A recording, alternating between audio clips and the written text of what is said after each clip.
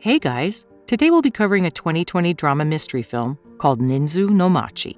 A young man named Tatsuya is drowning in debt and being followed everywhere by loan sharks. In the opening scene, we see him getting chased by a debt collector. As the man is about to hit Tatsuya, a bystander knocks him out with a metal rod. The stranger introduces himself as Paul the tutor. He asks Tatsuya if he is tired of not belonging to society and if he wants that to change. Grateful that his life was saved, Tatsuya says yes and agrees to do what Paul says. He is then taken to an institution surrounded by high walls and fences. Alongside him, a crowd of people are also being admitted to the institution. The employees of the place wear bright yellow overalls and are called tutors.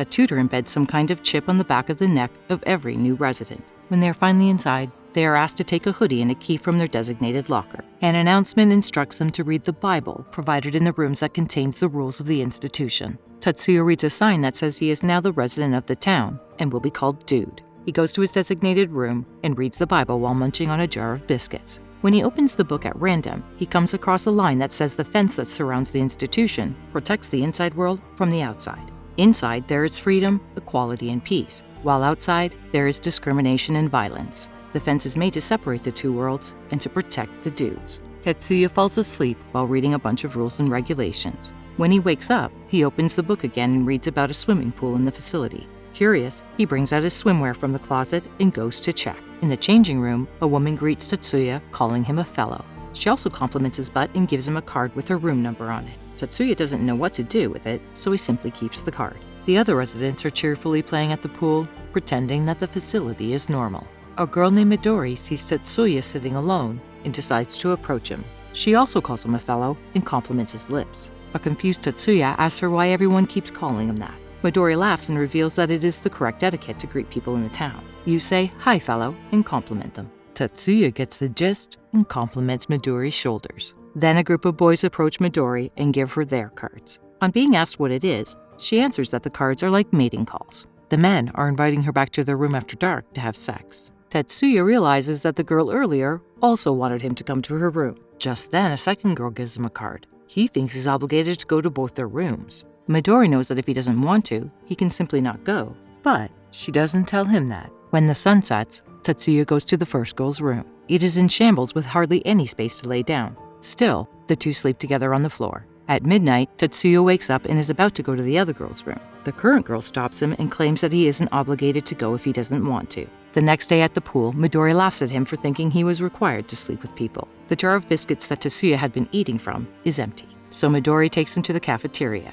The food isn't simply provided to the residents. Instead, they have to bash people or compliment them on social media to get a packet of food. Initially, Tatsuya is a bit confused, so he learns from a guy sitting beside him, known as Pig. He soon gets the hang of it and earns his first packet of bread. Following that, a clip from the outside world shows a bunch of loan sharks killing a man who wasn't able to pay off his loans. In a year, more than 73,000 people go through bankruptcies. The Pig claims that there is a place in the institution that only serves expired food for free. Tatsuya refuses, but the place seems to be utilizing expired food efficiently.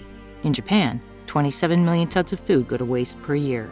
Later, Tatsuya is in his room reading the Bible again. He discovers that there is no rule regarding sexual intercourse because sexual frustration makes people dangerous. If both parties consent, they can engage in sexual activities anywhere and anytime they like. He also finds out that there is a separate facility for children.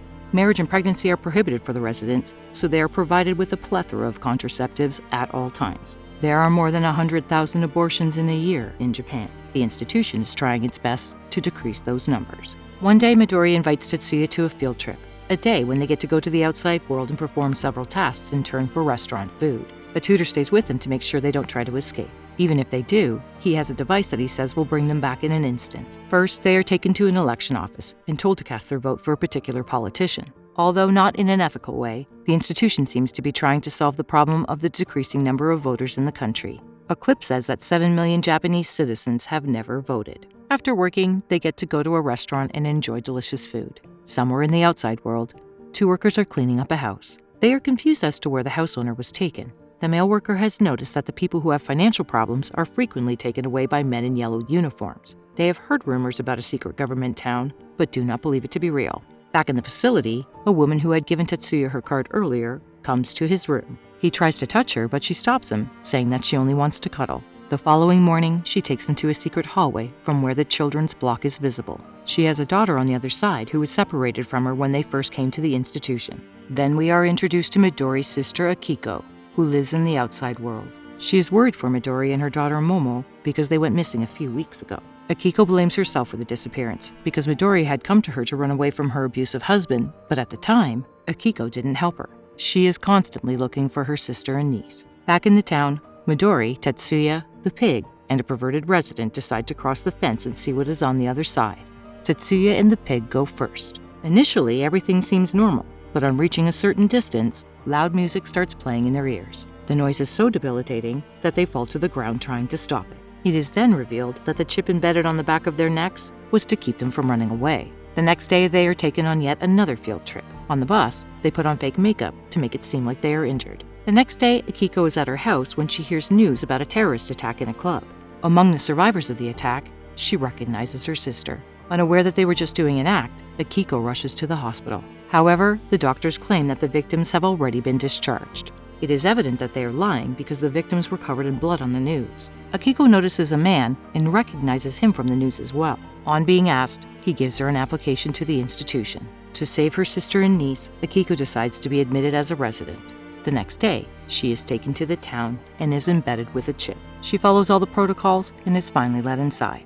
After settling in, she asks some of the residents about her sister, but since no one knows each other by their names, they cannot help her. Later, the two finally meet, but Midori is not so happy about her sister's presence. She is still mad at her for refusing to help her when she needed it the most. Akiko is especially horrified to find out that Midori doesn't know where her daughter, Momo, is. She wants to find her as soon as possible and run away from the town. After being dismissed by her sister, Akiko is left distressed. Tetsuya sympathizes with her and offers help. He finds out that she is worried about her niece and takes her to the children's quarters. Akiko is relieved to see Momo playing with her new friends. Later, she and Tetsuya go to the other side of the fence where she finds out about the chip and its effects. However, Akiko is determined to bring Momo outside and raise her on her own. During the next field trip, the residents are tasked to lie down on the road to protest several causes. Some promote human rights for robots, while others speak for a stoppage of nuclear power. Having had enough of the absurd task, Akiko gets up, ready to leave the premises. Tetsuya quickly stops her and brings her back to the group. On their way back to the facility, Tetsuya gives her his room card, suggesting she come to his room at night. Akiko is horrified, but he clarifies that he only wants to talk to her. At night, he waits for her for hours, but she doesn't arrive. So instead, he goes to her room. When the surprised Akiko opens the door, he suggests they run outside at that instant. Akiko likes the idea, but has to bring her niece as well. They set off an alarm as a distraction and steal a guard's keys. Following that, they use it to get into the children's block to get Momo. When they finally find her, they make their way outside the fence. Initially, the duo had planned to endure the pain of the noise because Momo doesn't have a chip embedded in her. However, when the noise starts, they can hardly walk. A tutor finds them and stops the noise using a device. Minutes later, she is driving them back to the facility when Tetsuya attacks her and knocks her out before running away with the car. The three are finally free, but they have no money, no house, and they lack all of their official documents. Akiko goes to her home to get her things, but finds out that the facility has sold them and left her with nothing. When the three get hungry, Tetsuya steals from a convenience store. The situation is especially bad for them because Tetsuya and Akiko cannot walk far away from the car, as the chip will go off if they do. The chip goes off once and hurts Akiko severely. Tetsuya rushes her to the hospital but has no way to pay the bills. Then, the first tutor he encountered named Paul arrives at the location. He asks Tetsuya how he is going to survive when he has nothing to live off of. Tetsuya insists that he will work a normal job and provide for his family one way or the other. Paul laughs at his ambition and hands him a piece of paper, inviting him to the town again. In the last scene, we see Tetsuya, Momo, and Akiko sleeping together on a bed. They seem to be in a nicer room and living a fulfilled life. Tetsuya wakes up first, claiming that he has to be at work. Akiko, who is pregnant, goes back to sleep with Momo. It turns out that Tetsuya did return to the facility again, but this time as an employee.